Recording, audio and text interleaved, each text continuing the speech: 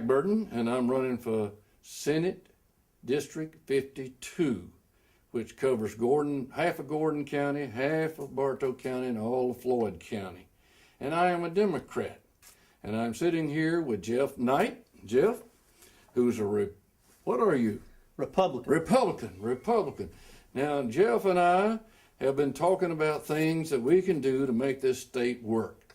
And we have come up with some things that we all know are important.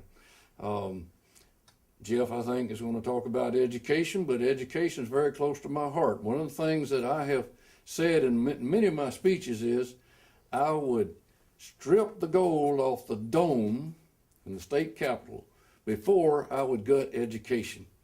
You know, last year, Jeff, our kids on average in Georgia went to school 147 days out of 180. How can we be competitive? How can we draw industry to our state if our kids are only getting 147 days? We got to do something about that, and I'm willing to stand up and make a stand for education. The other thing that a lot of people are saying, well, let's just increase the class size.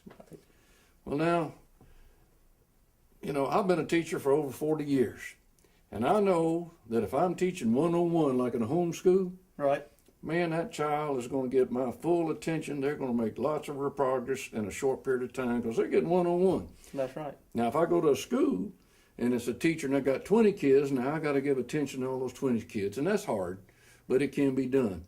Now, let's say, though, we lay off a bunch of teachers, which costs us tax money. We're not going to be getting taxes from those teachers. Our kids are now going to have 1 to 30. Right. You know, down in Cobb County, I think they laid off over 600 teachers. Can you imagine that? Over 600 teachers, and they've had to raise the class size. Now that teacher has to try to give attention to 30 kids. My experience is they're going to be shorted out. They're not going to get the education they need. And let's say you're a businessman. Right. Let's say you're going to move here from somewhere else and set up a factory. What would be the first thing you would look at? Well, I'd want to be able to get a hiring pool of well-trained, educated individuals to work for. And I think with Northwest Georgia, and especially in Floyd County, with the abundance of colleges, technical colleges, we have got it in Northwest Georgia, but we've got to have somebody at the state level who wants to go out and will get those jobs to come here, not lose them to South Georgia, Tennessee, Alabama. We've got a good system here with people, industry, and resources that we need to tap into. Amen. And shortchanging education, and me being a father of 4 that's coming up, we've got to do better to shore up our education program and quit focusing on test scores year after year and teaching kids to pass tests, but teach kids what they need to be able to go into the next level. Yeah, what we in education call critical thinking. Right. See, we don't have time. Teachers don't have time to teach critical thinking. How do you analyze problems, come up with solutions? Because they're too busy teaching the test. And this has got to stop. And teachers will tell you, we're losing teachers who not only are getting fired, but teachers who quit because they feel like they're spinning their wheels teaching these tests over and over again. They see kids get frustrated. They're not excited about learning, and the system is bad. Right. But going back to what you said earlier, you know, I've talked to some employers moving here from out of state, and they said, well, you know, I'm coming down here. I'm bringing some of my staff. We've got kids. First thing we want to look at, is that a good school system? Because I don't want to bring my kids down here where they're only getting 147 days, and they're in a classroom with 30 kids.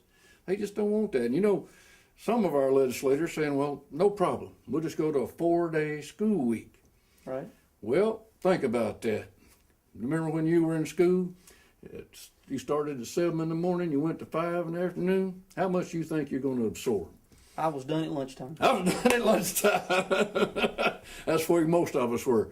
You cannot force a child to absorb all day long. They burn out. This is not going to be an effective tool, and the legislatures that are saying this haven't really thought it through. It will save some money, but it won't save that much money. Well, it's good on paper, but it doesn't correlate into the real world. Amen. You know, it looks good on paper, but it doesn't carry through. That's it.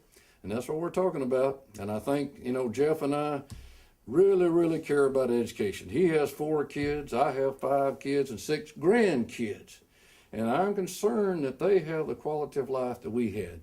But if we don't give them the education they need, if we don't make Georgia a leader in education, we're going to slip further and further behind, and they're going to have to go somewhere else. I don't want that. All right. And I don't think that our teachers can teach effectively being job scared. And when I say that, I mean, you know, nobody can effectively do a job, whether it's in industry, in anything, if they're job scared. They need to be able to be supported by their administration and their principals and do the job that they were trained and taught to do effectively, other than based on what the state mandates they do just to receive the funding. And that's the only reason behind it. Well, y'all don't have to believe this, but I was in a school yesterday in which 3 staff people went to the emergency room with heart problems. Sure. And this hadn't happened at that school before. It's a coincidence. It all happened on the same day. But you know what the first thing came to my mind? Just what you said. Stress.